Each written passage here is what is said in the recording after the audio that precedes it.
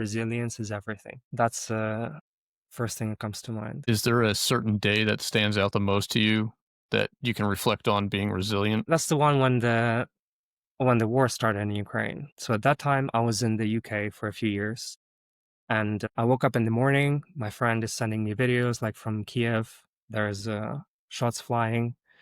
The sort of like this the sky is on fire. They're okay, but everything is wild. Say Russians are coming, and it's insane. You look at your country's in flames. You go to performance review, and they're like, okay, this is sorry to hear about your country. By the way, we're really sorry to hear that. But anyway, about your performance review, that was insane. I thought I was gonna get fired, and it's kind of like not only you don't know how to help your family, but also like soon you don't know what to do here because like if you lose it, then where are you gonna go? Rough Grain is archiving the stories people usually keep hidden. If you want to hear the unpolished truth, subscribe to help us document these turning points. Yeah, my name is Jackie. I grew up in Ukraine. Currently, I'm a software engineer, but had a few interesting life events. Living in London right now in the UK. I've moved here at the age of 21. Never thought I'm gonna be here, and well, when I was born, I didn't even speak English. Uh, and yeah, I think life took a twist, and there are some interesting things I've learned. But yeah, right now I'm focusing on software engineering, productivity, and just yeah, helping people wherever I can. Can you take us back to your childhood in Ukraine, growing up? What was your life like back then? I think it was interesting in a way of every Ukrainian. At the time when I was born, Ukraine officially it was less than 10 years after the independence, so the times were very hustly. People were figuring things out in a lot of ways. I think in some way I felt this instability everywhere in the society. My childhood, that was good and bad. But I think the more you mature, the more you kind of separate the both. So I can say there were good and bad, but I'm not gonna classify as if did I have a great childhood or did I have a bad childhood. I'm just gonna think the balanced is the best way to phrase it. But yeah, there was those were the times in Ukraine when sort of the currency were still new, right? And people, a lot of things were changing, like with how you do business, with things you learn in school. Like the books that I read in school were actually not that old as well. So yeah, a lot of changes. I'll put it that way. Can you tell us what your parents were like? How was growing up in your household? Yeah, my parents were like pretty basic. I think my dad was a police officer. My mom was a music school teacher. And yeah, I didn't grow up rich. Maybe I wish I could in some ways, but that didn't happen. I think they were decent people. They treated each other well. I have a brother, older brother. We have an incredible relationship, so I think I was lucky in terms of that. Um, my parents had a long, stable marriage, as well as stable as marriage can get. They're still together. It's been 40 years. So I think in that sense, I'm lucky, right? That's the good part of the childhood. What did you used to do for fun? Did you have any hobbies as a child? Hobbies. That thing is, I'm not even sure we used that word when I was a kid. I think I was just like playing with what I could. Because at that time, like my parents tried to make more money, right? And my dad sort of like he just finished his police career when I was around 6. So they were traveling, trying to make money. I was with my grandparents quite a bit, so I tried to well read, learn, but also like find the things to play with. I think the most notable story from my childhood is that I just took things apart. I think the thing that actually took me to the engineering is that I took something and I wanted to understand how it works. And my mom describes it in a way that as a chair story. So once I tried to figure out how does the chair hold your weight, and we had like all these like imagine Eastern European household. Right, like this gloomy winter, like parents get home tired from work, they just want to sit, have dinner. A few hours before that, I just disassembled all the chairs because I took the screws out. But I kind of like I put them back together without putting the screws in. So they were sort of standing, but the moment everyone sat for dinner, it just all fell apart. So yeah, I think disassembling things work better, but it kind of like taught my brain on how to put things together, right? Like, okay, if you put this here, this is how it's going to work, right? This is how you connect things. Okay, if you don't connect, it's going to break. I think it's a lot of primitive rationality that you learn from these basic hobbies. How was schooling like for you? Grade school and university in Ukraine, if you that's where you went? Yeah, yeah. I went to the school and university in Ukraine. I moved to London like right when I graduated. The school, I've changed a few schools, but schools in Ukraine were not the best to to put it in a mild way. I think maybe it's because of the area where you grew up, but I think it's not as focused on the learning and independence in some as in some Western countries, but it's,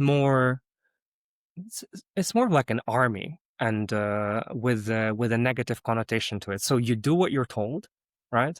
You don't ask too many questions, and if you ask stupid questions, then you don't get answers. You get scolded for it. So like it's a very strict regimen. You're taken through the curriculum, and care about it or not, like nobody will listen. Like this is what you would have to do. You get a task, you have to complete it.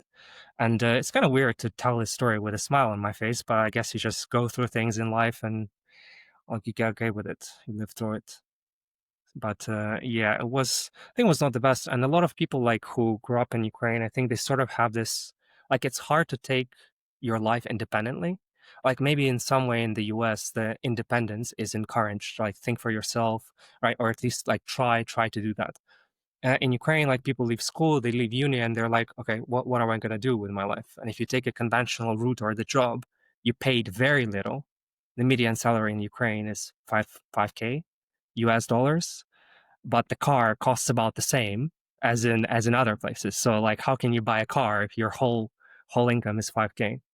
So I think it doesn't teach people how to think and like how to succeed in life in any way whatsoever.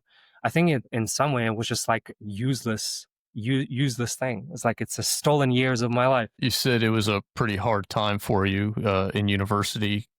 Can you bring us back to maybe one of the toughest days during that time for you and help us understand what it's like? Uh, there's there's a popular anecdote of how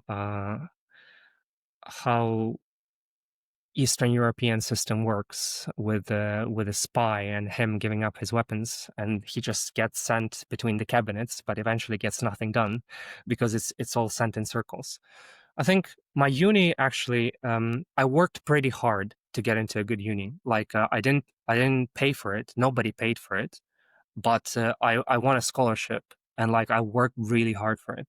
And even though it was one of the best unis in Ukraine, one stories that stand out the most to me is my English exam. So I got into intermediate English group, right? It's just one of the classes. You're supposed to get through it. I thought, okay, you do an exam, it's fine, right?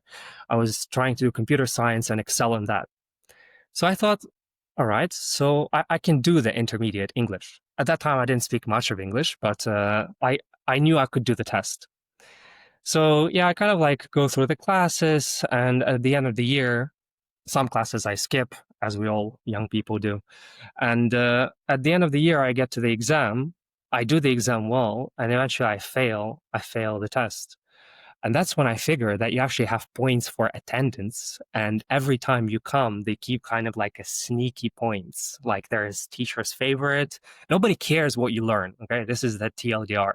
What you have to do, you have to go through the system, attend in the places when you're told to attend, and say what you have to say. If you don't do that, but you still know the subject, it doesn't mean you know the subject, right? You have to play the system. So I try to appeal this, right? I said, okay, um, if you think I cannot pass the subject, then just let's appeal this. Like, give me an exam from 0 to 100, and I'll pass it. Just give me a chance for it. Nobody gave me a chance. They said, you failed. You're not going to have a scholarship. That's when I lost my scholarship. I passed all the other exams, and I lost because of English. and I spoke to like literally the dean about it. Nobody cared. This is the system. That's when you learn how it works. Can you take us back to growing up in Ukraine during the 2014 revolution? How did witnessing that level of instability at such a young age shape your view of the world? Yeah, it was a time of high school at that time, and it was weird in a sense of like you feel the world is changing, but you don't know kind of what to do about it. Your parents don't know, even though they went through the country collapsing some years before. But it's like it's a different thing. And at that time, I remember my classmates. They were going to to the main square, and there were like the tires burning. Actually, 100 people lost their lives in that sense. What's called heavenly heroes of Ukraine, like a hundred heavenly heroes who lost their time, who lost their life. But basically, what happened is Ukraine and and people like they tried to join the European Association, and the president like stopped doing that. So first students went on the street and then everybody else, and it was very chaotic. You open the news, you don't understand what's happening. You're kind of like in school, but it's all weird. Like some students are going to the main square to take that. You don't know what's going to happen in the future, because we've seen that in 2014 we had another revolution, right? The country did not exist officially. It was a different country 20 years ago. So you kind of put things together as a kid, and you think, okay, well, what's going to happen next? Are we going to have a country, or is it going to go sideways? And my school was in Kiev, so it was on the outskirts of the city. But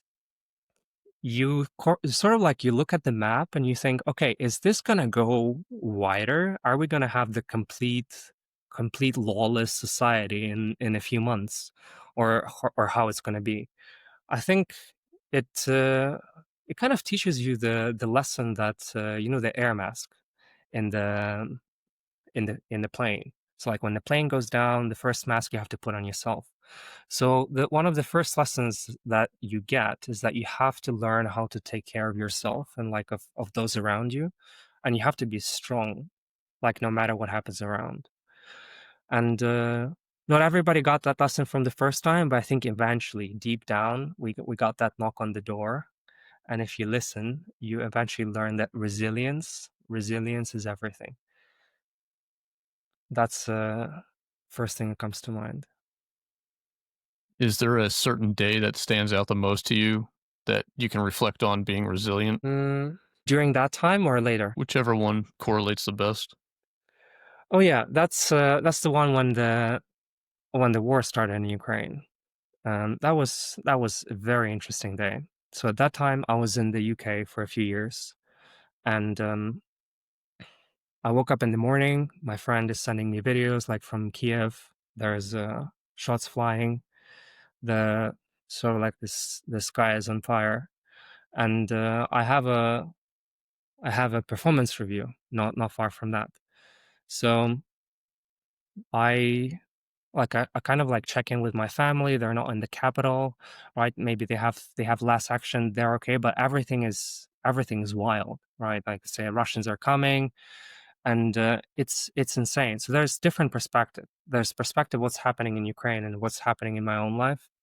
So in my own life, like I keep checking in with what's going on, right? And I go to work because I think, okay, if I'm just gonna like stay in and I cannot physically help who I can help, then I better like do that and keep both things. At least it keeps me sane. So I went to a performance review. Remember that very well. So when you move abroad, like you have a skilled worker visa, right? At that time, it was called Tier 4. It's tied to the company. And if you don't perform well in the company, we all know what happens. You go outside the door, you lose your visa, and then you're supposed to leave. So you look at your country is in flames. You go to performance review, and they're like, "Okay, this is sorry to hear about your country. By the way, we're really sorry to hear that. But anyway, about your performance review." I remember that was insane. I think they were just following a protocol or something, but that was insane. It's like the first 10 seconds of emotional check-in, and then later is But anyway, let's keep going. And anyway, my performance review was not great. I thought I was gonna get fired. Like Ukraine, you don't know what's going on, and it's kind of like not only you don't know how to help your family, but also like soon you don't know what to do here because like if you lose it, then where are you gonna go? Like if you go to Ukraine, it's a very interesting alternative of life. Your family here you also cannot take because you don't have any rights of a citizen. So where are they gonna? They didn't have a visa at that time. Ukrainians don't have a visa for the UK. So at that time, like even to tell my family, like, "Hey, come to the UK, stay with me," it was not an option. It was an interesting day. I think, yeah, the time when you have to keep your keep your emotions together, that would come the closest to that. It's a very, very confusing time and very scary time. Like even though physically you're safe, right? And I know people who are in the Ukraine, like it was terribly much worse for them, right?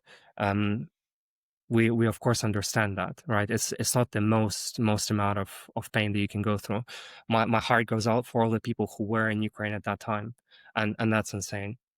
But yeah, just telling my perspective is, I think it's a different side of story as well. Can you help us that can probably never relate, understand, at least intellectually, what life in Ukraine was like and is like currently for the citizens throughout this?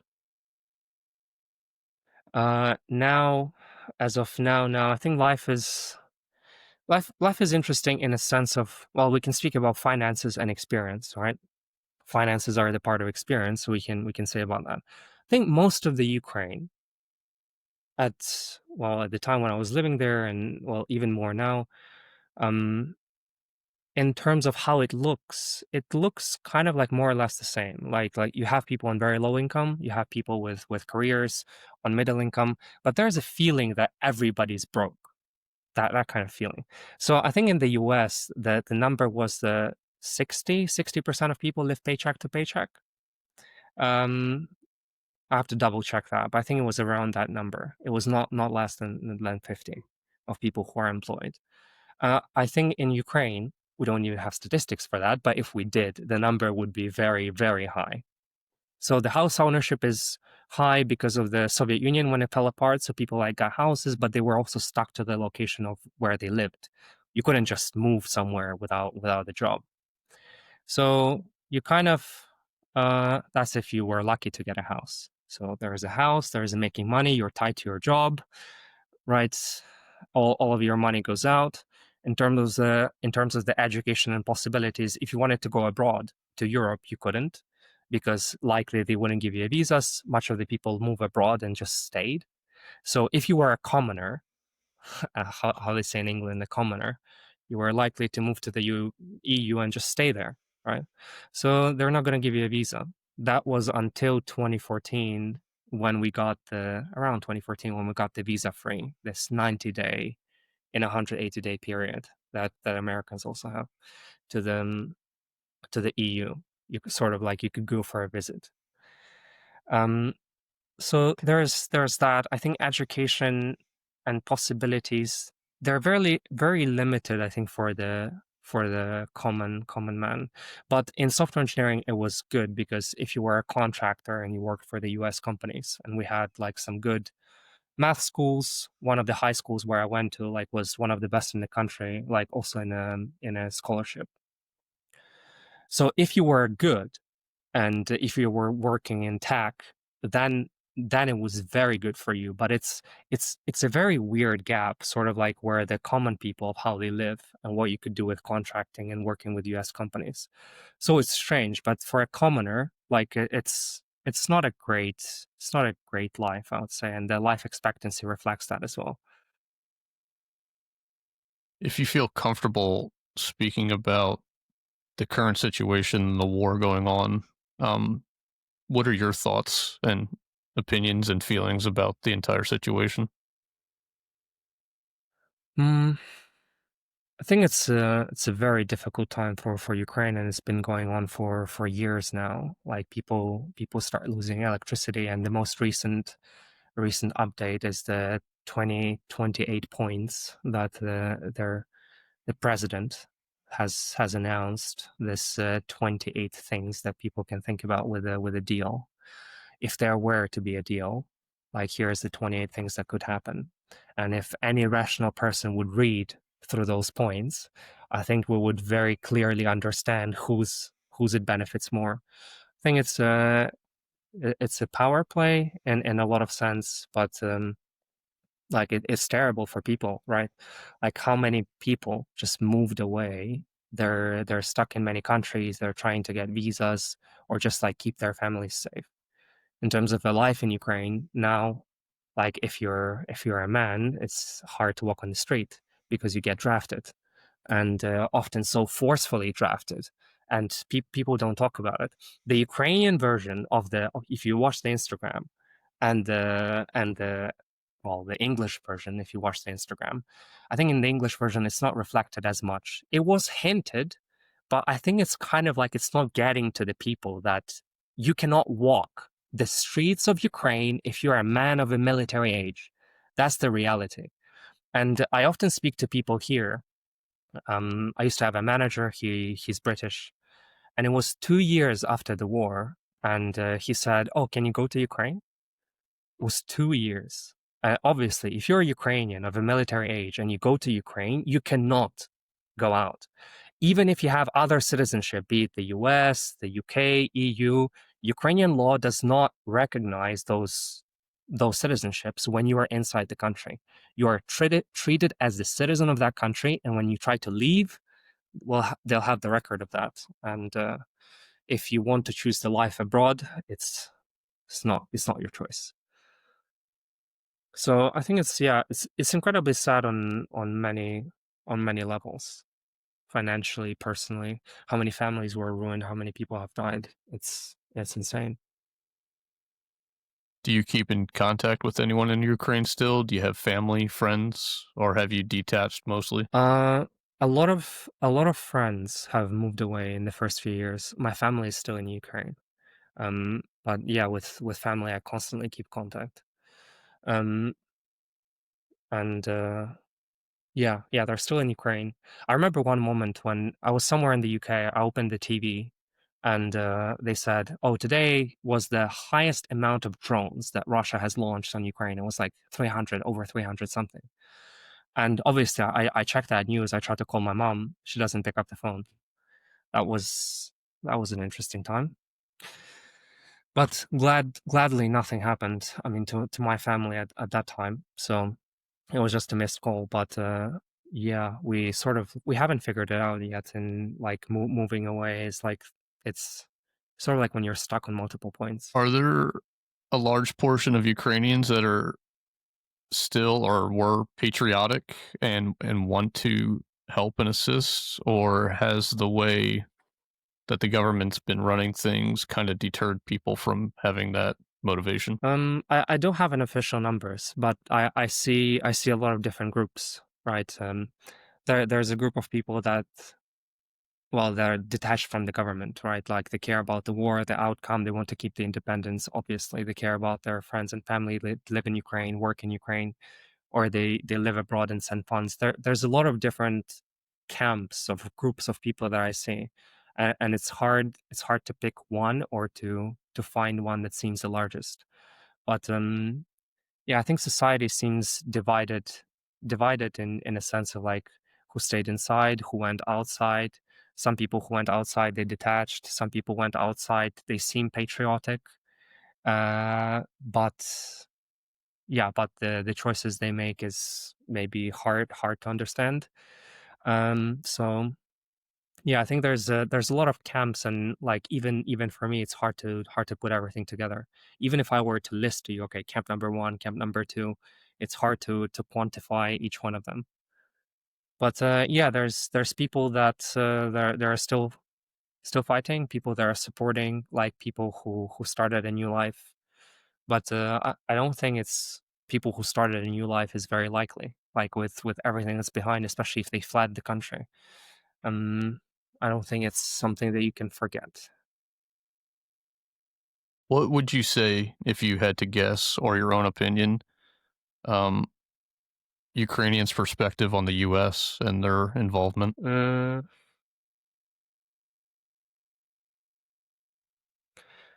that I'm not quite sure about because I think there's polarized views as well. I think that a lot of Ukrainians appreciated the U.S. help and like the support that was given to Ukraine from the start of the war. And recently, and with agreements and with the proposed ceasefire, there's polarized views.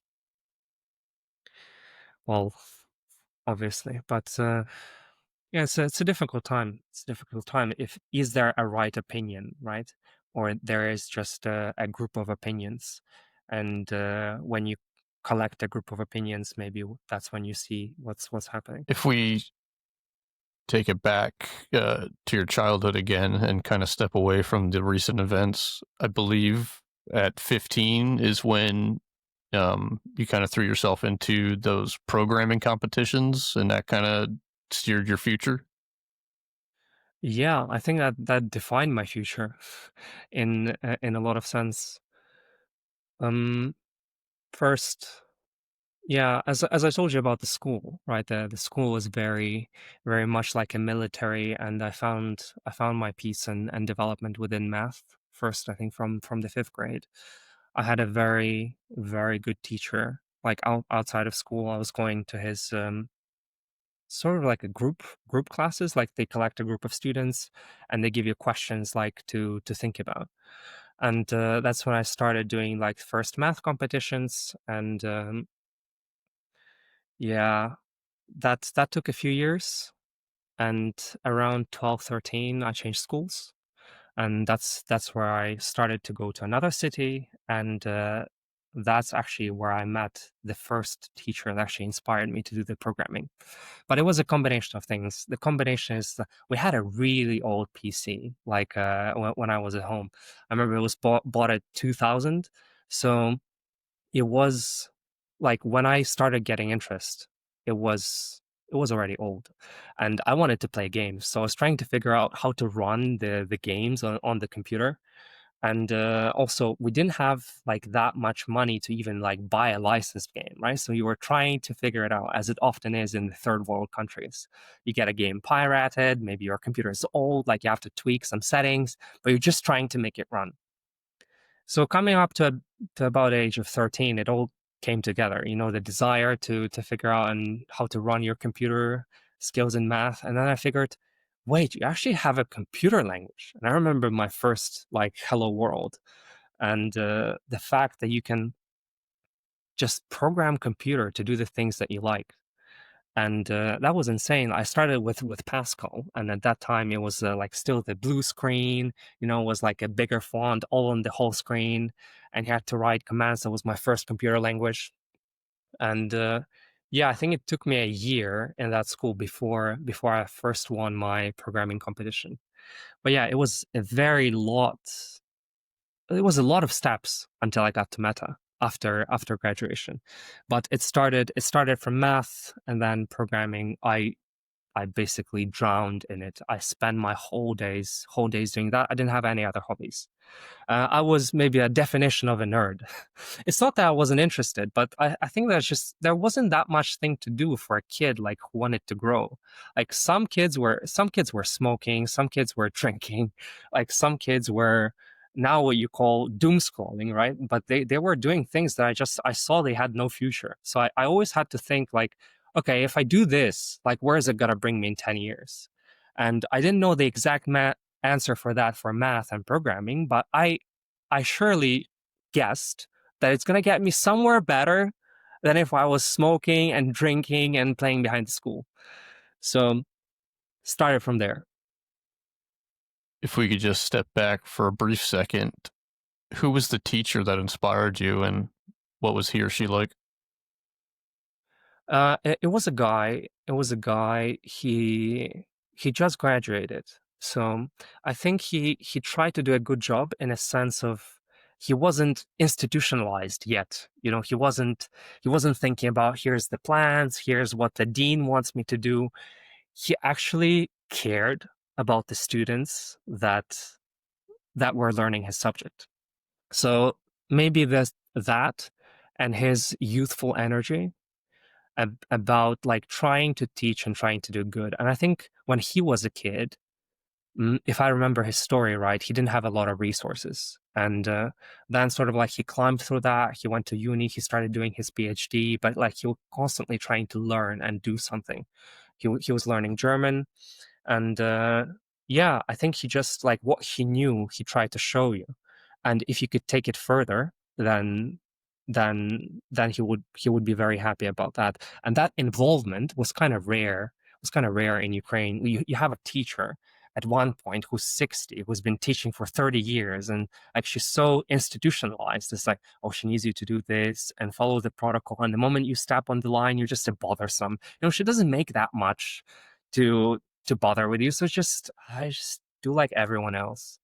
Yeah, I remember the time when he started teaching and he discovered this online platform, kind of like now you have lead code. But at that time we had our own platform. It was called the Olymp.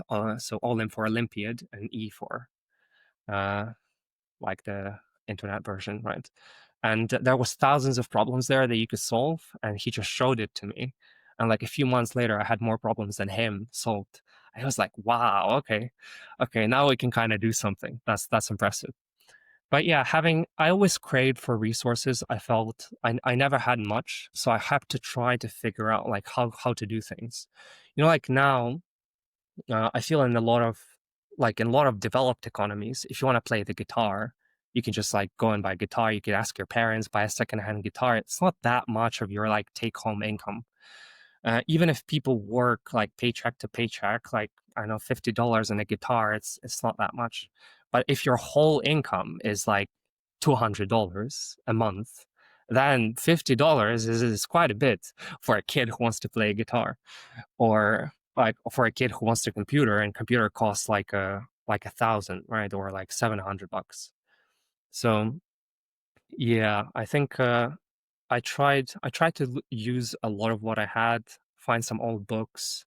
That's when I learned, well, earlier than that, but that's actually when my Russian progressed much more, because I found there's a lot of Russian books that taught me about math that you didn't have in Ukrainian yet, probably because it wasn't translated, or maybe didn't that much people didn't care yet. So I was like, okay, I'm gonna use that language, but I'm gonna figure it out, and that worked. You left the UK at the age of 21, I believe, as you say, with only one suitcase. Can you describe those days, the emotions that you felt, the moment you left and you arrived in the UK? Were you completely alone, or Yeah, it was an interesting time. There's a few sides to that. Is Sides to that is okay. I got a job offer, right, and I moved. I did the visa. Okay, some people say, okay, you had a job offer with Facebook. They paid a lot, right, and like you're lucky to have that, and like you don't have to complain. To which I get that point, but often what people forget about that is like if people live in the Western economy and you fail your job, you still have your parents' house, right? When I did that, I didn't have my parents' house in the UK. In fact, I knew no one. So I got a job offer. I've moved. I only got one suitcase of stuff. That's true. I still have it. Still have it. That old suitcase, and that's all that I had. And I didn't have much finance like to fall back on. So I came in, was confusing. I spoke the language, right? I spoke English, obviously. Otherwise, how would I get an offer, right? And one of the best companies in the world. But I trained myself. I spoke the language, but I've never even been to the UK. Like I've never traveled. And I came in 10 days before my start date, and I was like, okay, what is London? Everything you hear about London when you're in the UK, London is the capital of Great Britain. Like tell that phrase to any Ukrainian, and they're gonna know it's from the book. But yeah, I didn't plan sort of like to come to the UK. I wanted to live abroad, so I got the offer. Yeah, I moved. I had a I was given an accommodation by Facebook, which was a part of my compensation package, but it was like a short time frame. I think it was like a month. And what happens after, you figure it out. So I didn't know how tenancy agreements work, like what is deposit, like how to find a flat, and you need to start working. right? So like you come in at 9 in the morning, you leave at 6, and all the other time you're supposed to figure it out. So it feels like a candlestick burning. Like you have sort of like a small runway, but you need to juggle the small funds that you have, like the salary that you get, and also finding the next flat. And the thing is about the salary. So there is a base compensation, there's RSUs, which at the beginning you only get base comp, right? Base comp and signing bonus. Before we get to your meta experience, can you compare and contrast the two worlds, leaving Ukraine and starting a new life in the UK? Uh, yeah, I think some things in Ukraine that I had I didn't appreciate, and some things in the UK I sort of maybe take for granted years later. And in Ukraine, yeah, truly life is different. Like even just visually, when you move from one country to the other, it looks different. It looks different. Ukraine is, in terms of old housing, has a lot of these old Soviet blocks which were built in the last 100 years, right? So you rarely see the house that's more than 100 years old. And the house where I grew up, I think it was like 20 years old or 10 years old. And then you move to the UK and you look at the street and you see like 1872 like on a house, and you're like, okay, is this some kind of joke? Like, is this house has been here 1870? We didn't even have a currency in 1872. The currency that I used for my whole life in Ukraine, right? The Ukraine independence, we did not have it in 1872. How can you have a house? Yeah, streets look different. I think people behave different. Like people in the UK are more polite, more polite. They're more emotionally aware. Sometimes people in Ukraine can be a little rude, or the space between politeness and rudeness, it's like you can jump that very quick if you rub someone the wrong way. I think the UK, there's more stability, right? This country hasn't had a revolution in 1,000 years, right? So there's more stability, but that only you feel after living in the UK for a while. What other differences with Ukraine? Let's see, dust. I would say it's very silly but practical. I think there are some countries, if you travel to Thailand, like if when you walk the streets of Thailand and Bangkok and you come home in the evening, your shoes can be kind of dusty. But in the UK, it doesn't happen that much. So London, as big as it is, with the amount of people that we have, it's more clean than some places. So I think Ukraine was more dusty, and train services. I think they're more new in the UK, and public transport is more new, but also it's not cheap. I put it that way. Like even the public trains in the UK, people start complaining about the prices, because like some prices are just insane. Like from one city to go to another in the UK, it's more than go fly to Spain, which is crazy. But yeah, there's stability. Food. I think in Ukraine, if you know where to buy it, there's a lot of farmers markets. So sometimes what you taste is actually better.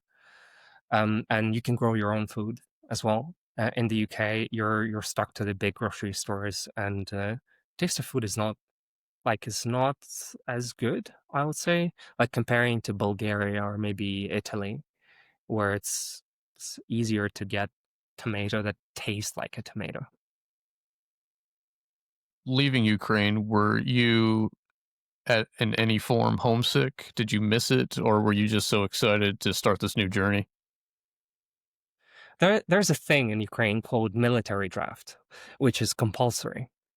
So at the time when I left it, and I was eligible for the military draft, and it was kind of interesting in a way that I just graduated my bachelor's. If I didn't enroll in masters, like you could get drafted, and there were some funny stories like happens in different parts of Ukraine where people like you get your diploma, right? So you're not a student anymore, and then you walk out of the building and they hand you the letter. It's like, please appear at the military office because you're now eligible. It has happened. Yeah. And yeah, you just never know what to expect. I think in some ways the country where I lived, you never know what to expect. It's very bureaucratic as we asked about the comparison, right? You have to do things the certain way, and still you're not sure. Maybe some things will change tomorrow. I think in the UK, when change is coming, they would announce that, oh, in 6 months this law would take place, or in a year this law would take place. In Ukraine, you don't have that feeling. Things change much faster. So yeah, leaving the Ukraine, there was that note, which was quite kind of very important. When I was leaving, when I was getting checked at the border, I wasn't quite sure if they check your military status or not. So I got enrolled in masters just so that I could go. I wanted to live abroad in some ways, yes, but in another, it was kind of gray area in a way of, can you come back? Or when you come back, they're going to check it and you're going to have a problem. And that's before the war. After the war, like 100%, you cannot come back. So yeah, it didn't feel very freedom of movement. You're like, you have to, how to put it best, you had to find a way to make the system work for you, and then you did. But I didn't do that. Like, I followed the law by the book, and following the law by the book meant that traveling could be troublesome. So I didn't actually. I haven't been to Ukraine since I moved here. So it's been 6 years, and yeah, I haven't been back. You spent, I guess, approximately 5 years at Meta building, products. Or how did your background of being, kind of raised in a chaotic environment like your childhood, and how did that influence you handling the pressure of a big tech company like this? I think there were two stages. There were two stages. One stage is when I thrived in it, and another stage was I think this is getting too much. So first stage, I think learning your responsibilities and delivering it. It was interesting in a sense of, I had a lot of people in my product and I could develop something from the ground up. So from when I joined, let's say 6 months later, I was working on a product who had 10 million users daily. From the country where I come from, we had 42 million people at different timelines. So it's almost like every fourth person. It's would be the similar thing. And yeah, it was very different because also the first thing actually that you had in Meta when you joined, you had to pick the team. I remember there was an interesting conversation where I talked to the guy and he said, okay, if you join our team, there might be a severity outage. And last time that happened to me, I lost $10 million in 1 hour. I was like, what? Did you say 10 million? Million, right? That was the team I did not join. That was way too much for me. But you could literally get called at 2 a.m. in the evening and deal with the millions of dollars being lost by the company because something happened. And if well, you didn't get blamed for that, kind of technically, but I assume if you did cause that severity outage a few times in a row, that would not be on your good track record. But yeah, I picked a team that was very interesting. I was working on integrity, but the thing was with Meta is that you had to took ownership of what you do. You're not given a task. It's not like your typical job. You have to know what's your level, what you have to deliver, and you have to own that. And it was in a lot of sense that for me. So you need to take ownership for what you're doing, and whenever there's comes times for planning, you think for the next 6 months, okay, what do I want to do? What are the projects? Like what I can deliver, what I can give to this company. And you have to balance everything as you're settling in London and figuring out your affairs, and also like how you're doing the projects. And yeah, so resiliency, I would say, comes both in mentality but also in practical routine. You need to have some. If your life is chaotic everywhere, it's very difficult to handle. Like, speaking of practical things, right? So you need to have the part where it's stable, at least, like where you eat, where you stay, right? You can't stay in a different house every night. Like, you can't have too chaotic of a life. You need to have parts of life that are balanced, but also strong mind, with eyes on the target, focused and competitive. Is it true, reading your bio, you led technical interviews uh, in hiring? Is that part of the? Yes. Yeah, yeah. That's Can you elaborate on that process? It can be part of a responsibility on a certain level, but there's something that's called people access on that time. So basically, how you collaborate with people, like do you drive anything? Do you do interviews? I quite liked doing the interviews. That's what I signed up for. You sign up, you get trained, like you learn how to assess candidates, and it's the coding interviews that you lead, right? It's one example of that. And it was interesting in the sense of I think I was like 23 when I started doing those interviews, and yeah, I think the acceptance rate to the meta interview, to just getting selected, was like less than Harvard percentage wise when you just apply on a website. And it was, considering my competitive programming background, right? It was kind of easy to do the interviews, problems wise. And I was surprised actually how many people do not prepare. That is insane. When I had my interview with Facebook, like the guy prepared 4 problems. He asked me three, and 3 problems I've seen before. Just before I crawled the internet inside and out. Every problem that I've been asked before in this company, in the other company. Okay, if they ask this variation, that variation. So when he was interviewing me, I said, okay, I've seen this problem before. I've seen this problem before. I've seen this problem before. I've seen thousands of them before, and 3 out of 4 I've seen. When I've interviewed people, I've I've given them the problems that are sometimes the most typical ones. And it feels like they just don't do research and like try to prepare even modestly well enough. Like that is crazy. Like there were some interviews where you give the problem that's the most common, and just coming to the brute force solution takes them 10 minutes. While you basically have 20 minutes for a problem. It's a 45-minute interview. It's 2 problems, and yeah, basically each problem takes 20 minutes and 5 minutes for intro and outros. 20 minutes is a very short time to read the problem, understand it, suggest solutions, and guide your interviewer. Write the code, test it, do everything perfectly. It's a short time. You spend 10 minutes on doing the brute force solutions. It's like you lost already. Does this seem to be a generational thing with younger applicants, or like why are they not preparing? I'm not sure. I'm not sure if it's the age thing, right? Sometimes the candidates have like a 10-15 year gap, right? So it's not only Gen Z that are applying, right? There's also people who switch in companies, and you do like the general coding interviews. You can also take, I believe, for managers as well. They need to take one coding interview. So the guy you might been interviewing, they might have spent like 20 years working at other company, but they still need to take it to get enrolled in this company. So yeah, there's a lot of camps for that. And if people watch this interview later, they're gonna say that lead code is useless. You don't need to learn that. And but back in the days, you need to assess person if they can code, right? And I think it's one of the ways to do that, right?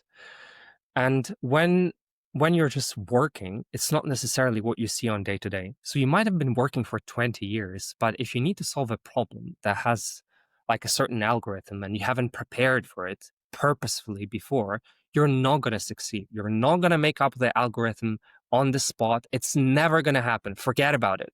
Never going to happen, especially if it's some like graph algorithm or something that's maybe more complex, but you need to code fast. So you need to prepare specifically for this kind of interviews.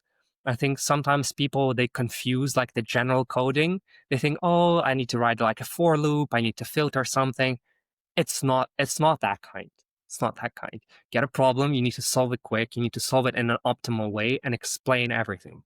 To kind of take a detour here quickly, briefly, if you don't mind, what are your thoughts on AI coming from the coding world in that perspective?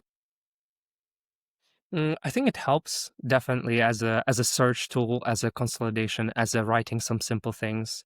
You don't have to crawl Stack Overflow. I noticed over the years I've stopped using Stack Overflow. But before, you need to, okay, how do I do this? How do I do that? Different technologies. It helps. But also currently the code that it produces, you still need an engineer like to understand like what's been given, and how to put it all together.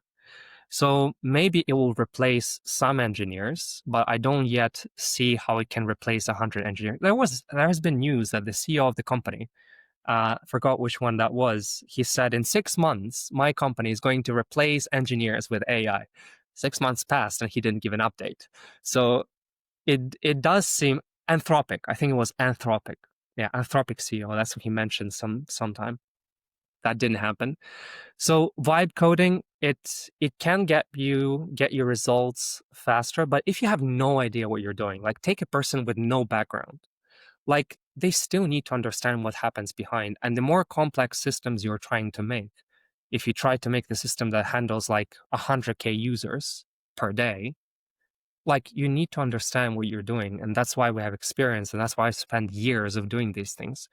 And also the combination of if you're working with clients, you need to take their requirements like and translate that into the working product. I think Lovable in some ways trying to do that, right? So if you need a website, you can just go to them. You can blur their name later. This is not an advertisement. Um, but they're kind of like trying to help you to get the website out without coding, but you still need to understand what's going behind. So maybe it will replace some, but I don't see yet the time where we'll all be replaced by the thing. Meta is big into AI with their own, goals and perspective. Where do you see AI in that field with Meta and just generally, like in 5, 10 years? Where will we be? I think we'll get used to it. In a way, there will be a shape or form where we got used to it, just like we got with a phone. Right? Before 50 years ago, you couldn't FaceTime someone else. Now you can. Before we used to Google stuff for programming. Now we chat GPT it. Now people use GPT for self-counseling.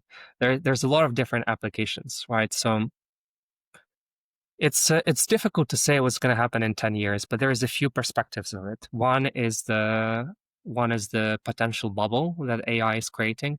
The companies are growing, people are investing money, they think it's going to be a revolution, but I don't think the average person who's investing on the stock market is going to make an incredible amounts of money from just investing blindlessly into the AI. So it's going to become a part of our life. We're going to use it maybe like Google. It's going to change some things about the way we work. Maybe we'll become more stupid because we don't write essays no more, right? When I was a kid, uh, you had to write essay for 3 pages, like just out of your head. You come to the class, they give you a topic, you write. And then later it was more a combination of internet, like some books, you could get some skills, like see how other people do it. Now you can talk to the GPT and he writes an essay for you. How that affects the child's brain development, that's actually a good question. I'm not I'm not an expert on the topic, but something tells me that if you're not developing your skills in communicating, articulating, being well rational, and the ChatGPT can't do it for you. We still need the proper development of adults, and ChatGPT can't do that. And you can't leave the model with your kid. Like you need to supervise that process as well. So especially with kids, I think the future of that maybe is like it's very strict boundaries and very specific tasks. Maybe a model could do something like to help the child to articulate. But then if a child is going to talk to a computer, right? Like how is it going to affect their social skills? There's a lot of questions. There's a lot of questions. Um, but yeah, we're going to solve it, and we're at the frontier of this, and we're just trying to do the best that we can, right? Developers, parents, business owners, just common people. Every day we're trying to do the best that we can. Will AI be more of a tool like it is now still, but just in a greater capacity, or will we be replaced with AI to an extent? Mm, I think some people definitely are going to be replaced. Seeing how our self development works, I think if you're not actively trying to get better and be the best at what you're doing, you're likely going to get replaced by the AI. Like, see what happens to writers, right? Before, you needed a writer, like, even to like pre-write, read before something comes out, the article. Now a model can give you a very, very high output. It can be soulless at times, but it's still, it saves you time. So I think in some areas, yes, some people are going to get replaced, but there's still a lot of like human decision making and action and relationships that are important, and eventually we have eventually it has to be the tool, right? It's the tool that we've made, so it's not supposed to take over the action. There are some agents, right? Maybe they'll do stuff simpler for you, but it's also another point for business. You see, I can definitely see the way how it can be detrimental for people, but positive for business. So I can see how it can be positive for business owners, and they're going to make much more, whilst common people, they'll be stuck behind the AI bots trying to get the customer support. That future is going to be insane. In the UK, customer support is horrendous. It's horrendous. And adding AI to that, I'm scared to see what's going to happen in 5 years. But there's good and bad in everything. I think if we learn how to use that tool well, we can definitely become better. But need to take those strides carefully.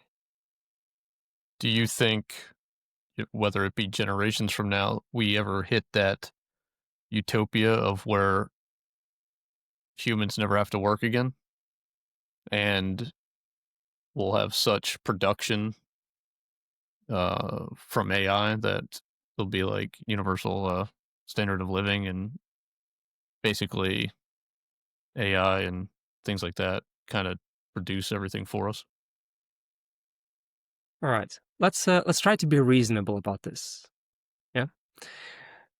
Some time ago, I think my grandparents, when they were young, they didn't have a washing machine. They were washing clothes with their hands at the river when my grandma was still young. Now I have a washing machine. I have a dishwasher. I have a pressure cooker. I have a rice cooker. Am I working less? Has that change that taken place? I don't see that trend. I see that the time that has freed up by tools is occupied by something else. And if you don't have a control over your whole life, over your finances, over like how you live, if you need a mortgage, if you need a car financing, you would need an income to pay for it. So I don't see a free bread being being handed out to everyone. I think people are still going to work. Uh, Sadly, I think we're still going to work. Our work might change, but we still would have to work. And in fact, I don't think it's going to get easier. I think it's not going to get easier, especially for people who are not having it easy already. If you don't have finances, if you're, let's say, if you don't have a career, if you're not doing well financially and you got AI, right? Okay, it replaced some of your tasks, right? It's easier for you to write an emails, but have you gotten richer if you haven't used that tool well? How many people got richer from the most common people who got AI? I'm not sure about that. So I see the people who, if people are searching for employment, like, that's just going to be replaced by some other work. You're still going to be as busy, as stressed, as scared about your future. It's just going to look a little different. So yeah, sadly, I think that's the future that we're heading on to, just because of dynamics of life and between people, how relationships work. Do you see AI potentially increasing the gap between the world's most wealthy and the world's poorest because of the resources and the ability for them to implement AI, or access to more Mm, power, energy to use it? I'd love to have more concrete figures on that, and I think we could find that. I think it is likely. It is likely because once you have resources, if you use them well, they'll only get multiplied. And if you don't get resources, well, you will have less. The bottom 10% of the UK society, the bottom 10%, um, by wealth, it's said that it would take them 5 generations to become an average. So just think about that. Just an average. People have mortgage. People have car payments. It's not level of rich. And if you have the time and infrastructure to multiply your money, you probably have to be really stupid to not make more. That's the society that we live in. If you already have some, it's likely that you're going to have more. Correct me if I'm wrong. You said that this tech journey of yours cost you half your life. Can you elaborate about that and what that means to you and what you had to give up to achieve this level of success? Yeah, especially now where I am, it's actually more than half of my life, right? If I started at 12, uh, I think, I think it's just time. If you have to learn something, they said takes 10,000 hours to get good at it. What people miss is that it takes 10,000s of focused guidance, like well guided hours to be good at something. If you don't have a resource, if you don't have a well written path, you might waste 1,000 hours, right? You're still going to get somewhere, but it's not going to be the most optimal path. In terms of, I think it took me a lot of time to to figure out of just how things work. I'm still employed, right? Like everybody else. I'm still trying, I'm out there trying to get a living. I could move countries, but I'm still working like everybody else. It took me a lot of time to just to get good at something and like the most common teenage experiences that people describe, like going to prom or going to, it was like getting drunk, having relationships. I didn't have practically none of that. I didn't go to prom, and as well as I remember my prom night, I was stuck thinking about how to make more money. In uni, I had a full time job, and also trying to maintain my uni. Think about how that works, right? How can you work 40 hours a week and still manage it with uni? So I think I've made a lot of sacrifices. It costed me my health as well. My health deteriorated during some years drastically because of burnout, because of the mental fatigue, because of the stress that I had, like working at some places. I think I think the journey has been incredible in a sense of returns, but also quite dark in its walking. Yeah, maybe I don't get to complain. Always some people have it worse, right? I'm not saying that. I'm not saying I have a toughest journey ever. But I'm just saying that I wish there's a lot of time when I wish I could spend or maybe just like doing something else. But I had to do this to make something out of my life. And yeah, I visibly remember the sacrifices. It's not like I didn't even travel abroad that much. Like actually, when I was a teenager, like I was just focused on learning and getting better. And you wake up, as I still live the same day to day as I did back then. You wake up and you think, okay, how can I do my best today? And yeah, it steals a bit of your peace, I think. And yeah, but are you willing to make that trade? Yeah. It's an open question for everyone. Yeah, you somewhat answered my next question for you, which was going to be regrets and if you could go back and do it all over, were the sacrifices you made worth it? Would you choose a different path? Mm, do we know the alternative? Well, if I chose the alternative and I were to be in Ukraine right now, I think my life would be very different.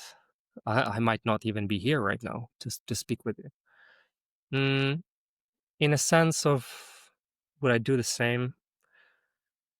Sometimes I don't know. Sometimes I would say yes, but I'm still walking on that path. I think you know what they say when you look behind and all of the things make sense.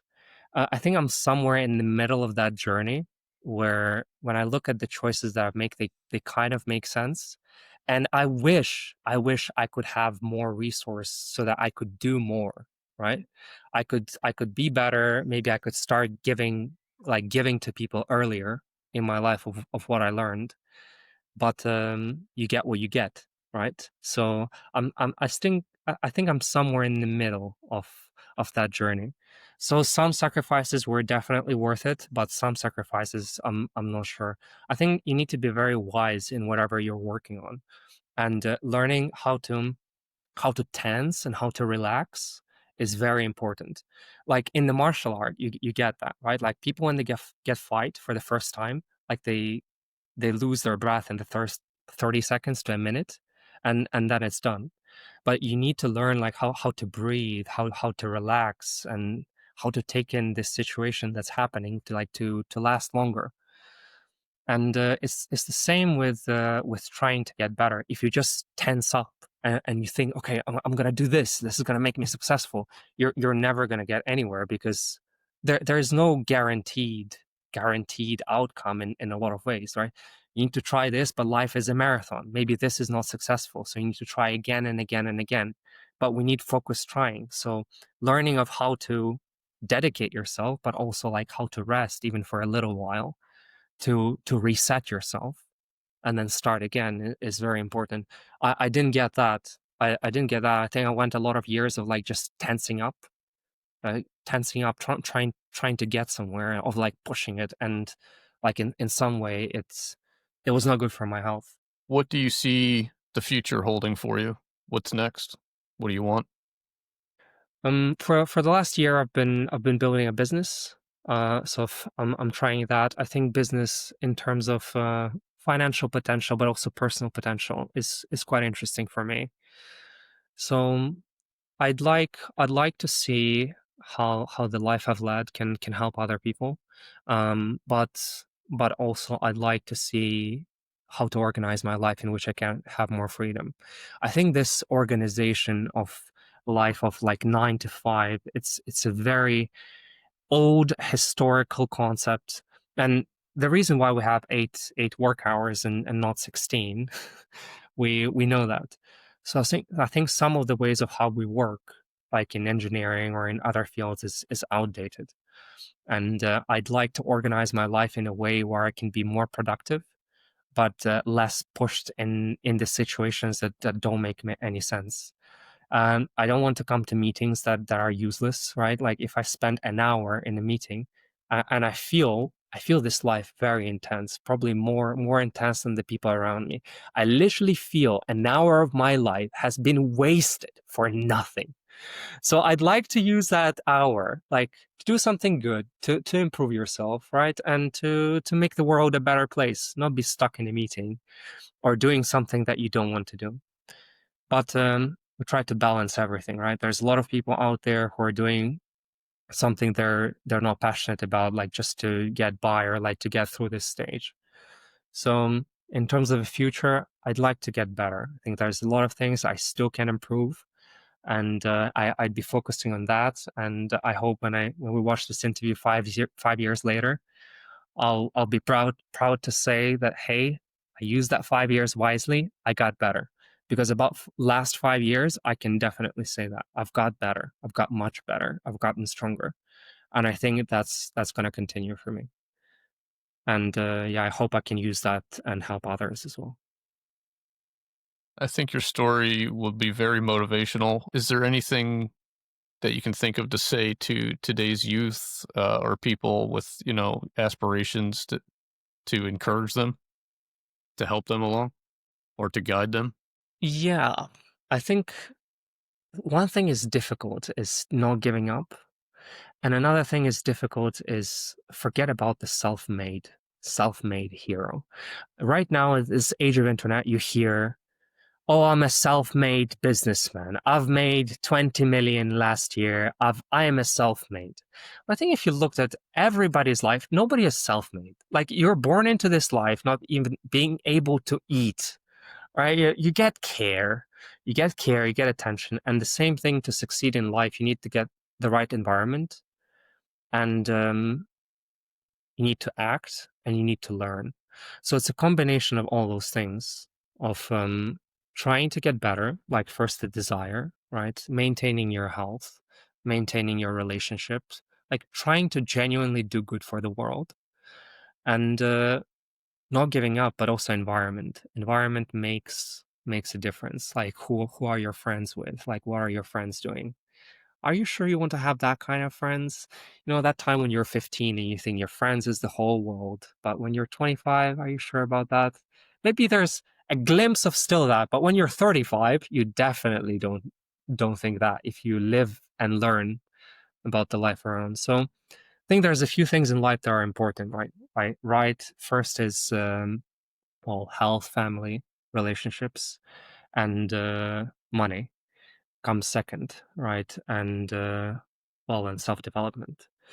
So need I think we need to know our priorities and learn how to play this game. You know, it's a very difficult game to play. There's a lot of moving parts. Everything's changing, but I think yeah, for success, you need to learn. There's resources out there, but it's also tough. So don't beat yourself up if something is not working out, and don't trust the online gurus. Just we each lead our own path, and our story is unique, right? Like where are your parents from? What kind of income did they have when you were 6, 12, 15? Which uni did you go to? Like what are you talented in, right? Like there's lots of these parameters, and learning about yourself and like how to succeed. It's a difficult journey, but it's a worthwhile one. Would you agree or disagree? No matter how disciplined or determined, there's always some degree of luck involved. Yeah, yeah, absolutely. Absolutely. I think there is a chance to that. But then it does not depend on you, right?